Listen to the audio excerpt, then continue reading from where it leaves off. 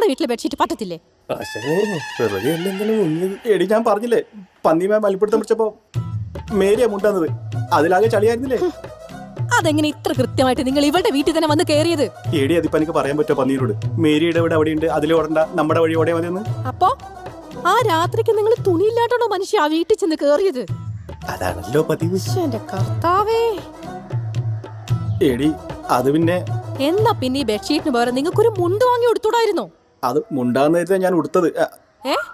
അല്ല അല്ല, രാത്രി ആയതുകൊണ്ട് മനസ്സിലായില്ല മുണ്ടാന്നോ ബെഡ്ഷീറ്റ് ആണോന്ന്. അല്ലേ മേരി? നിങ്ങളുടെ മുണ്ട് ഞാനിവിടെ കഴുകിയിട്ടിട്ടുണ്ട്, വേണേ എടുത്തിട്ട് പോ. ഓഹോ.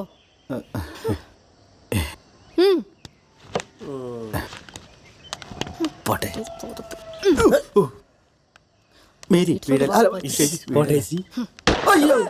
എന്താണോ പോയി എന്നെ ഇതുപോലെ വിടുവിക്കാൻ പഠിപ്പിക്കാമോ?